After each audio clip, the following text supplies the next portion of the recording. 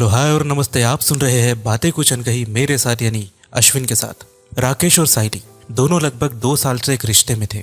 शुरुआत में दोनों के बीच बहुत प्यार था, पर धीरे धीरे दोनों के रिश्तों में खटास आने लगी।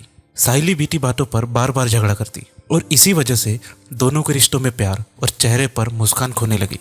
रोज रोज के झगड़े के कारण राकेश अब धीरे धीरे साइली से दूर होने लगा और एक दिन दोनों का रिश्ता भी टूट गया। साइली अब चिड़चिड़ी हो चुकी थी। बेवजह झगड़ा करना अब उसके स्वभाव का एक हिस्सा बन चुका था। अगर कोई साइली से बात करने की कोशिश भी करता तो वो उस पर भड़क जाती। साइली अपनी दोस्त के साथ एक किराए के मकान में रहा करती थी। एक दिन दोस्त ने उससे कहा, शाम को मेरे दोस्त आ रहे हैं, मिलकर पार्टी करेंगे। इस पर साइली चिढ़ गई और दोस्त से कहा, तेरे दोस्त तेरे जैसे ही भिखमंगे हैं। जब मूड हुआ आ जाते हैं, जब मूड हुआ खा लेते हैं, जब मूड हुआ रह लेते हैं। साइली की बातें उसके दोस्त को बुरी लगी, पर वो जानती थी कि ये सब साइली के स्वभाव का एक हिस्सा ही है। यूं ही कुछ महीने बीत गए। साइली अब भी राकेश के इंतजार में थी, पर राकेश कभी लौट कर नहीं आया। एक दिन साइली के दरवाजे पर एक भिक्षु भिक्षा मांगने आया। भिक्षु ने मुस्कुराकर साइली से कहा, बेटा मुझे भूख लगी है, क्या तुम मुझे कुछ खाने के लिए दे सकती हो? इस पर साइली झल्ला गई और भिक्षु से कहा, मैं यह खुद भूख से मर रही हूँ और तुम्हें अपने लिए खाना चाहिए। जाओ अपना काम करो, निकलो यहाँ से। भिक्षु ने मुस्कुराते हुए कहा, मैं तो अपना काम ही कर रहा हूँ, पर क्या तुम अपना काम ठीक से कर रही हो? यह सुनते ही साइली रुक गई और कहा, मतलब?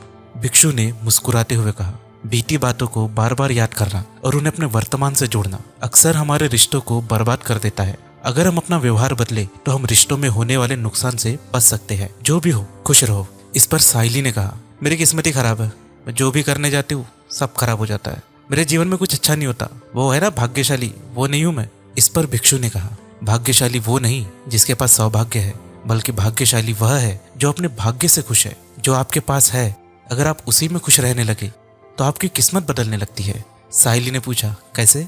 भिक्षु ने कहा, मौन और मुस्कान।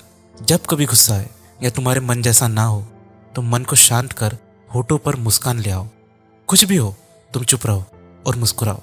भिक्षु की बातें अब साइली को समझने लगी। साइली ने भिक्षु से कहा, आप ठहरिए, मैं आपके खाने के लिए कुछ लेकर आती हूँ।